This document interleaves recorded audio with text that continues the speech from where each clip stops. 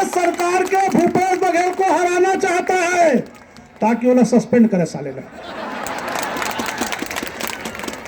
कभी कभी बड़े पद वालों से बड़ा दुख लगता है, तेरे को जिला शिक्षा अधिकारी कौन बना दिया? उसका डीएनए टेस्ट करना पड़ेगा, उसका दिमाग नहीं है भाई, नॉन मैट्रिक होगा। हम जब सरकार से लड़ रहे हैं, हमारे नेता मनीष मिश्रा जी ने सरकार को हड़ताल का नोटिस दिया है, तो जो भी नोटिस देगा मुख्य सचिव, शिक्षा सचिव या भूपेश बघेल, ये चंगू मंगू झंगू साली को कोई अधिकार नहीं है नोटिस देने का। हमारे कुछ साथी बोल रहे थे हम नोटिस में ऐसा जवाब दे देंगे, वैसा जवाब देंगे। सबसे पहले कोई नोटिस नहीं लेना, जो नोटिस लेके आए उसको दो तमाचा मार के पहले भगाओ और घर में बता दो कि जिसका नोटिस है उसका पता आजकल अस्थायी रूप से बदल गया है, बूढ़ा तालाब धरना स्थल। हम लोग 36 दिन हड़ताल किए थे, हम लोग ऐसे ही बोले, एक बेचारा गरीब चपरासी को लेकर के भेज दिए यहाँ नोटिस के लिए, बोले कौन है विजय कुमार साहब, मेरे पास आते तक उसको इतना मार पड़ गया, दोबारा कोई नोटिस लिख लिया। दूसरा जवाब जिला शिक्षा अधिकारी धमतरी तेरे बाप भूपेश बघेल को देंगे, तेरे को नहीं देंगे।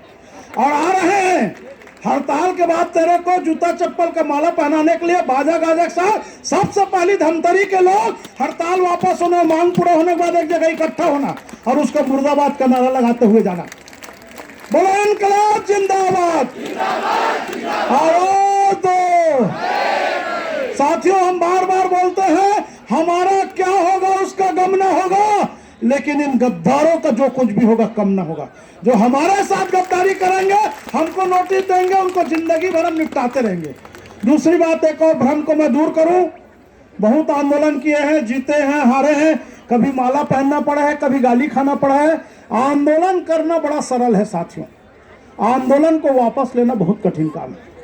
तो जब हम चर्चा करने जाते हैं तो मान लीजिए आपका एक सूत्री मांग है, वेतन विसंगति दूर करो, वो मांग को हम लोग डस्टबिन में एक साइड फेंक देते हैं, चर्चा करते हैं। तब हमारी पहली मांग हो जाती है हड़ताल के दौरान जो भी निलंबित हुआ है, जिसको नोटिस दिया हो, जिसका तनख्वाह काटे हो, वो सबको पहले वापस करो, तब बात करेंगे।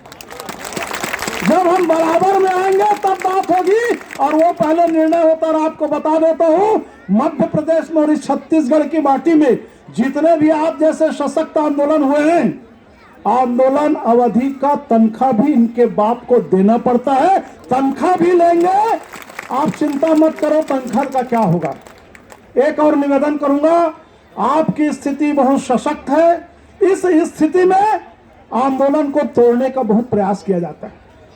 हमारे कुछ साथी मार्केटिंग कर रहे हैं, संतरा केला खरीद रहे हैं, जिंदगी भर संतरा खरीद लेना। अभी पल टू पल क्या हो रहा है, एक एक सेकंड हमारे लिए बिल्कुल वो ऑक्सीजन जैसा है, ऑक्सीजन बंद हुआ मैंने खत्म। तो हमको इस मंच से सार्वजनिक रूप से किसी को गाली देने की भी जरूरत नहीं है। जो आंदोलन नहीं कर रहा है, भगवान उसका भला करे, उसकी घर वाली रोज उसको गाली दे रही होगी कि साला टीवी में तेरा नाम नहीं आ रहा है, तू घर बैठे पाएगा। पितर पक्ष में 2 जिला बड़ा खिला जाते, जाना सुना आप मन। पितर पक्ष में एक ला बड़ा खिलाते हैं, गाय गौ माता ला पूरी बड़ा खिला के वाला प्रणाम करते हैं, और दूसरा कुत्तल भी खिलाते वाला लात मार के भगाते हैं। आपको निर्णय करना है कि गौ माता जैसा ससम्मान वेतन विसंगति दूर कराना है, कि घर में बैठे के कुत्ता गति प्राप्त करके अपना वेतन विसंगति दूर कराना है। ये निर्णय आपके ऊपर। सरकार, हमारे छत्तीसगढ़ी में कहावत है भाई, माखी खोजे घाव ला, आदमी खोजे दाव ला। सरकार खोजे थे तुम ऐसे का गलती करो जब तुम्हारा आंदोलन ला तोड़े जाए, तुम्हें गिरफ्तार करे जाए, तो अतका बड़ जेल तो भारत में कहीं नहीं है मोरमदास से। सहायक शिक्षक फेडरेशन ला गिरफ्तार करे के लिए छत्तीसगढ़ नहीं, भारत में ऐसा कोई जेल नहीं है जहां गिरफ्तारी कर ले। और गिरफ्तारी करेगा, माला बाजा के साथ आपको वापस लाएंगे। जो जेल जाता है वही विधायक और मंत्री बनता है, छत्तीसगढ़ की परंपरा है। ज्यादा नहीं बोलूंगा, लोग नाराज होंगे बहुत बोल रहे करके। हमने अपने कॉलेज के जवानी में शोले पिक्चर बहुत देखा। शोले पिक्चर बाकी क्या था मैं नहीं जानूंगा, लेकिन अमजद खान के एक डायलॉग को मैं अपने जीवन में, अपने बाल बच्चे में, संगठन में और परिवार में उसको लागू करता हूं, हमेशा बोलता हूं लागू करो। वो है, जो डर गया, जो डर गया तो डरने की कोई जरूरत नहीं है, दमखम से आंदोलन जारी रखो। वेतन विसंगति तो इनका बाप दूर करेगा और एक के साथ एक भी महंगाई भत्ता मिलने वाला है। आप कह सकते हो कि रायपुर राजधानी में कोई सीधा तान के यदि चल रहा है तो बिना पूछे जान जाओ वो सहायक शिक्षण फेडरेशन का सदस्य, महंगाई भत्ता फ्री में मिलेगा। 10 दिन हो गया, तेरही मनाएंगे। महाभारत का युद्ध 18 दिन चला था, उसको भी देखेंगे। सरकार की कितनी ताकत है आज आपको देखने का समय है, केवल आप टूटना मत। क्या होता है, इतना बड़ा भीड़ है, एक ठो कुत्ता या गाय घुस जाएगी तो लोग घबरा के उठ के भाग जाते हैं। हम लोग दुश्मन पिक्चर लगा था श्याम टाकीज में, तो शर्त थी पहला पिक्चर पहला शो देखना है। पुरानी बस्ती से निकले सब, सैलून में सब अपना अपना बस्ता रख दे, नाई को चमका दिया, साले किसी को मत बताना ना हमारा बस्ता रखा है। अब यहाँ आए भैया टिकट लेने के लिए, यहाँ तक पूरा लाइन। अब हमारा जो साथी बोला था महाराज पहला शो पहला पिक्चर देखेंगे, उसका कॉलर पकड़े, साले तू ले आया, आप कैसा करेंगे, बेइज्जती होगा। बोले चिंता मत करो महाराज, आपके साइकिल को दो। वो साला साइकिल लिया, गुड़गुड़ गुड़गुड़ बूढ़ा तालाब तक आया और 5 मिनट बाद ला, हाँ चलो अब टिकट मिल जाएगा।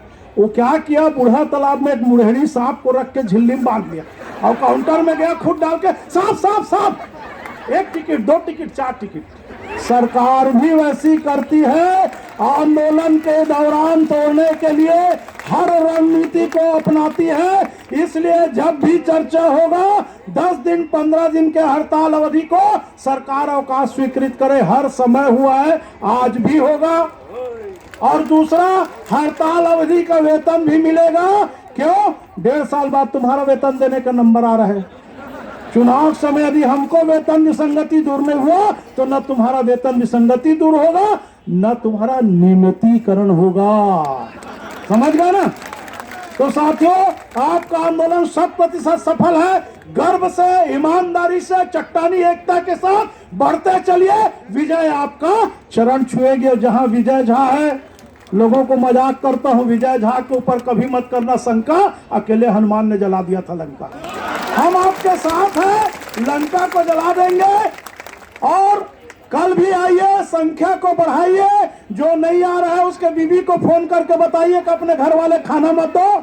जो अपने जात का नहीं है, जो अपने बाप का नहीं है, जो अपने सहयोगियों का नहीं है, वो तुम्हारा भी नहीं हो सकता, किसी दिन तलाक दे देगा। बच के रहना ऐसे पतियों से। अनुपस्थित लोगों के लिए एक कथा सुनाऊं कि ज्यादा हो गया? रामायण की एक कथा है साथियों, देखिए हर कथा में आपकी व्यथा और दर्द है ना, फुकट में तीजन बाई टाइप सुनाने नहीं आया हूं। कथा यह है कि राम लक्ष्मण जी वनवास के लिए जाते हैं। जाते जाते चलते चलते थक जाते हैं। आधा घंटा कथा 3 मिनट में बताऊंगा, 2.5 मिनट में। चलते चलते भगवान राम बोलते हैं, लक्ष्मण जी सुबह का समय हो रहा है, भोर का समय, तो कहीं रुक करके स्नान ध्यान कर लेते। तो लक्ष्मण जी तो यश वाले थे, बोले भैया वो सामने जैसे बूढ़ा तालाब दिख रहा है, वो नदी दिख रही, वही अपन स्नान ध्यान करेंगे। सुबह 5 बजे नदी के पास पहुंचते हैं। तो लक्ष्मण जी को राम जी फिर बोले कि भाई लक्ष्मण स्नान को करेंगे, जैसे हमारे यहाँ महिला या हम लोग नहाते समय मंगलसूत्र को टांग देते हैं, अंगूठी माला को टांग देते हैं। उनके पास क्या था, राम लक्ष्मण के पास एक धनुष था। भगवान राम ने पूछा, भाई लक्ष्मण ये धनुष को कहाँ रखेंगे? तो लक्ष्मण जी बोले, भैया देखो दूर दूर तक कोई पशु पक्षी नहीं दिख रहा है, ये जो नदी का रेत है इसमें अपन धनुष को गड़ा देते हैं और स्नान करने चलते हैं। दोनों भाई अपने धनुष को गड़ाए, स्नान करने गए। स्नान ध्यान करके करीब 1 घंटा बाद जब लौट के आए तो नियम के अंतर्गत भगवान राम ने पहले अपना धनुष उठाया। तो जैसे ही धनुष उठाया तो उनके धनुष के कोर में खून था। उन्होंने जोर से चिल्लाया, भाई लक्ष्मण ये खून कहां से आ गया? लक्ष्मण जी ने अपना धनुष ने उठाया और हाथ से रेत को हटा करके देखा तो उस रेत के अंदर एक मेंढक था जो धनुष को गड़ाने से आर पार छिद गया और स्नान ध्यान करने के आते तक ज्यादा ब्लडिंग हो गया, उसका निधन हो गया। भगवान राम परेशान, बोले लक्ष्मण हमसे जाने अनजाने में हत्या हो गई, सीता को कैसे ढूंढेंगे? तो लक्ष्मण जी ने बोला, महाराज माता पिता गुरु सबसे क्षमा याचना कर लो तभी हम आगे बढ़ेंगे। भगवान राम ने सबसे क्षमा याचना किया और बोले अब चले लक्ष्मण। तो लक्ष्मण जी बोले, भैया एक बात और बोलूंगा, नाराज मत होना। ये जो मेंढक का निधन हुआ है, जब तक आप इससे क्षमा याचना नहीं मांगेंगे, माता सीता हमको नहीं मिलेगी, हमारा उद्देश्य पूर्ति नहीं होगा, वेतन विसंगति दूर नहीं होगी। तो भगवान राम ने उस मेंढक को हाथ जोड़ करके प्रणाम किया कि बोले मेरे से अनजाने में गलती हो गई, तुम्हारी हत्या हो गई, मेरा उद्देश्य नहीं था हत्या करने का, जो वरदान मांगो मांग लो। बोले कुछ नहीं चाहिए महाराज, जन्म जन्म रति करहि अपारा, जन्म जन्म भगवान राम का नाम लेने के बाद भी अंतिम समय में आजकल राम नहीं निकलता। क्यों? मास्क लगा देते हैं हॉस्पिटल में अंतिम समय में। तो बोले महाराज मैं तो भगवान राम के हाथों मर रहा हूं, भगवान राम के सामने मर रहा हूं, मुझको कोई वरदान नहीं चाहिए। तो बोले सब तो ठीक है भाई, अब जब कुछ नहीं चाहिए तो एक चीज बता दे, जब मैंने धनुष को गड़ाया, यही कथा है जो लोग हड़ताल में नहीं आ रहे हैं, जब मैंने धनुष को जोर से गड़ाया तो तुम जोर से राम राम बचाओ करके क्यों नहीं चिल्लाए? तो बोले महाराज जब भी मनीष मिश्रा, विजय झा मुझको मारते थे तो मैं राम राम राम करके बचाओ चिल्लाता था, आज मेरे राम ही मुझको मार रहे हैं तो मैं किसको बचाव करके चिल्लाऊंगा, इसलिए मैंने बचाव करके नहीं चिल्लाया। जिसको हमारे शायरों ने कहा है, हमको अपनों ने डुबाया है, गैरों में क्या दम था, हमारी किस्ती वहीं डूबी जहां पानी बहुत कम था, जहां पानी बहुत कम था। जो लड़ रहे हो उसकी जीत होगी, आज निकल जो नहीं आ रहे हैं उनको ज्ञान जागृत होगा और आएंगे। और यदि बैठे बैठे वो लोग पाते हैं तो ये समझ जाओ आन जाट टाइप के जब भी मिलेंगे, कम से कम आपसे तो नजर नहीं मिला पाएंगे, क्योंकि फोकट में पाएंगे।